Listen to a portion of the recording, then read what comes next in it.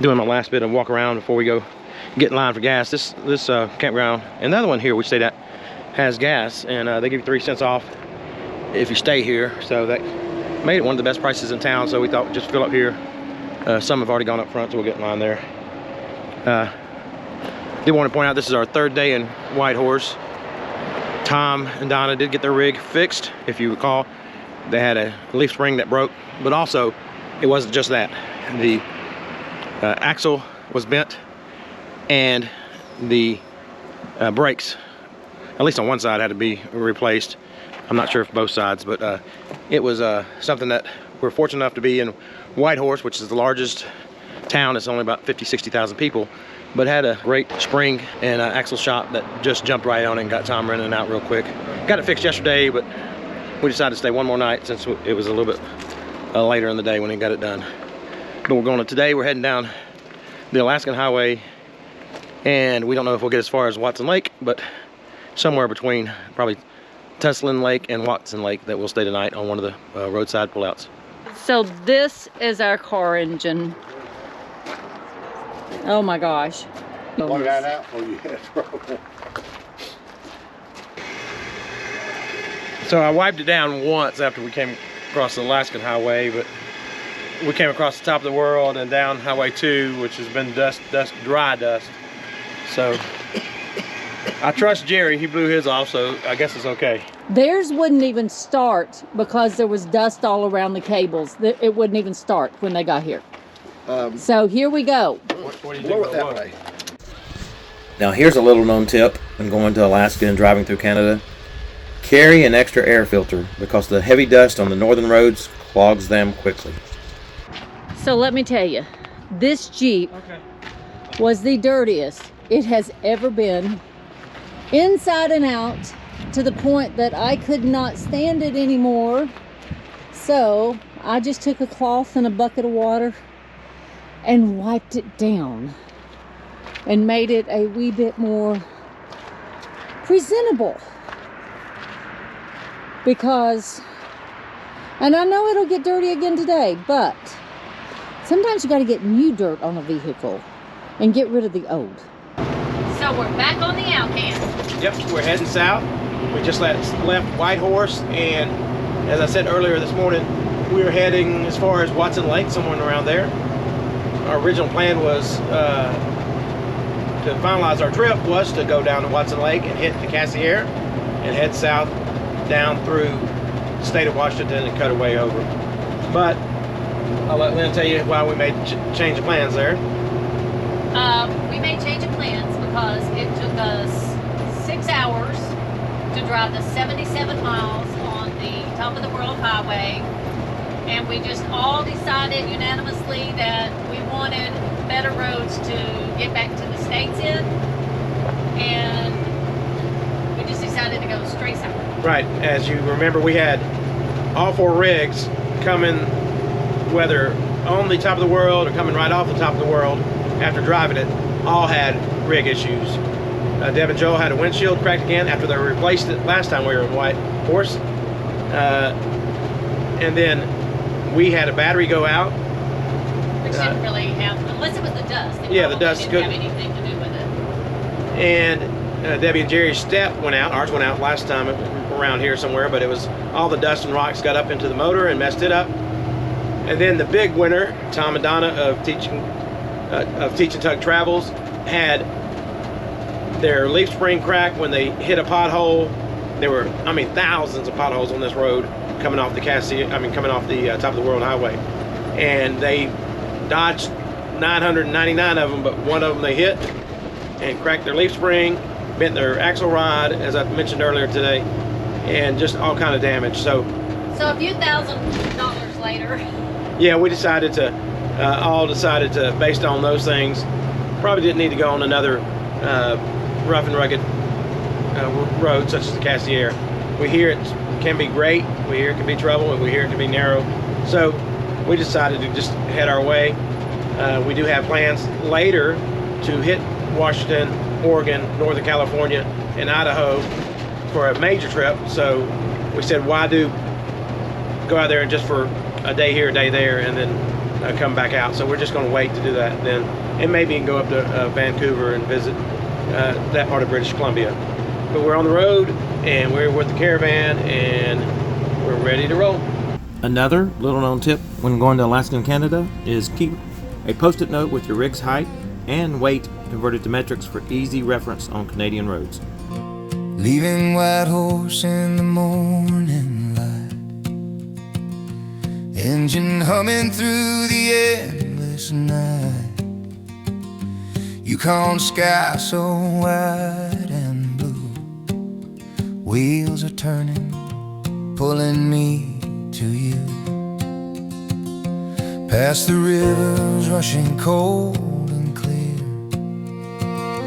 Teslin Lake mirrors the mountains near, whispers on the wind say come explore. This northern road is calling me for more. Canada's calling, hear the wild heartbeat, where the green pines and those high peaks reach, lakes of turquoise, roads that never end. In this vast frontier I found my friend. Oh, Canada is calling, let the journey sing, every mile a story, every turn a dream.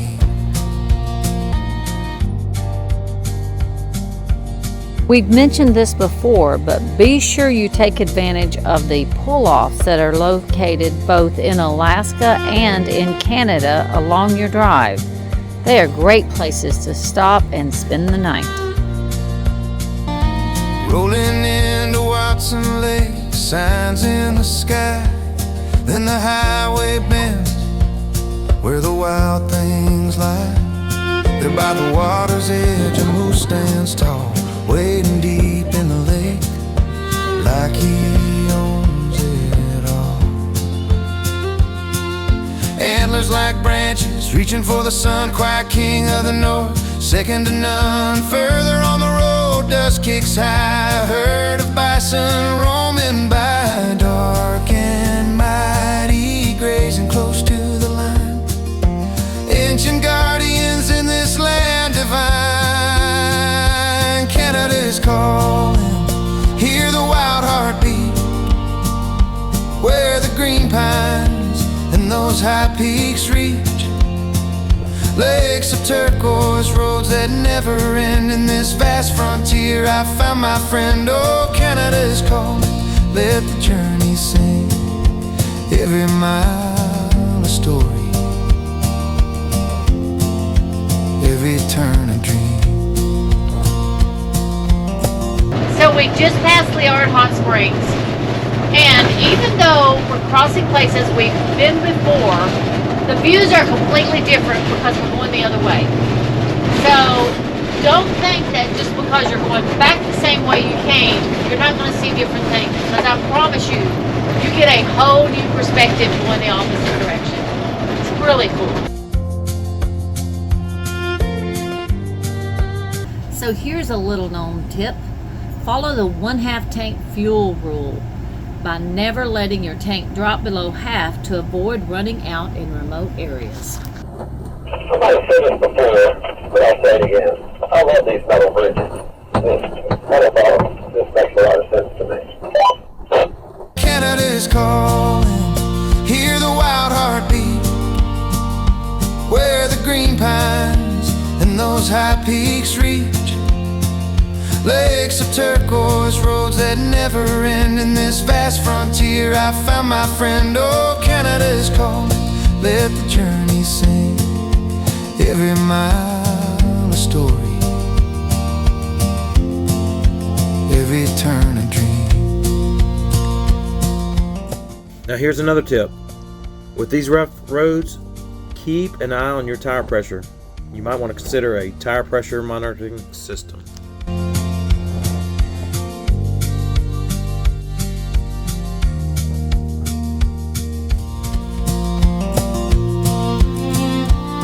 Now Muncho Lake unfolds in emerald and jade, mountains cradle the water like a promise made.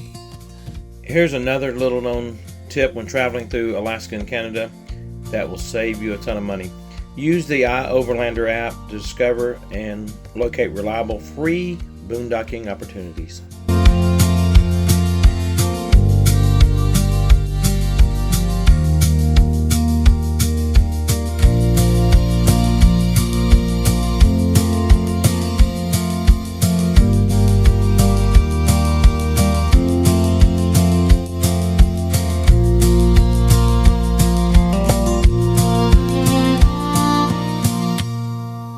So on the way up, we were dodging fires, wildfires, and high winds, so we didn't get to stop at Muncho Lake. Make sure you take advantage of these pull-offs, rest stops, and stop here at Muncho Lake. This is a huge lake. We've been driving by it for miles. And here's another little known tip. Be sure to arrive early at all the scenic pull-offs, just to be sure you get the best free boondocking spots before they fill up.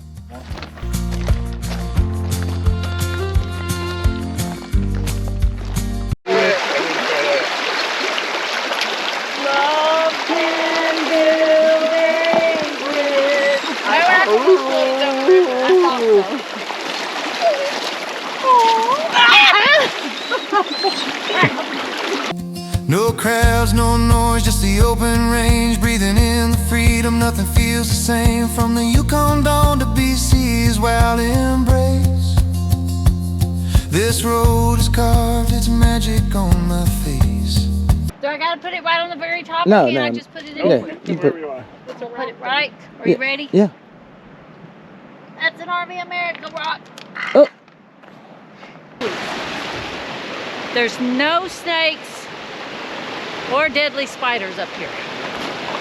Just bear and moose and other things that can get you. But a minute ago we couldn't see that one behind us. No, And now we can. we go around that corner and go about another mile, we could see even more. So we said our goal is to walk up there where the split is. We'll get that far and then see what else we decide to do. We have to be on the right path. We found another hoodoo. Tearing, where is it? Voila! See what we come up with next. No crowds, no noise, just the open range, breathing in the freedom, nothing feels the same. From the Yukon down to BC's wild embrace, this road has carved its magic on my face. Our RV rolling homeward, Alaska in the rear view, miles of memories fading into the blue. Moose and bison, lakes that stole our breath. This epic road trip lingers even after death.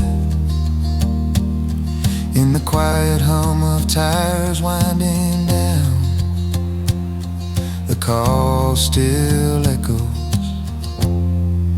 though we're southbound. Canada's calling louder every day. Through the wilderness, it lights my way. Lakes of turquoise, roads that never end. In this endless beauty I found my friend. Oh, Canada's calling, let the journey reign forever in my heart. This song I'll sing.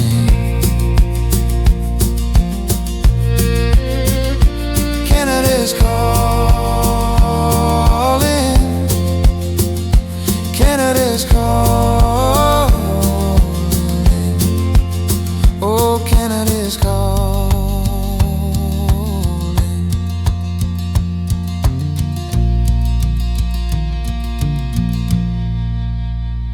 My little red house.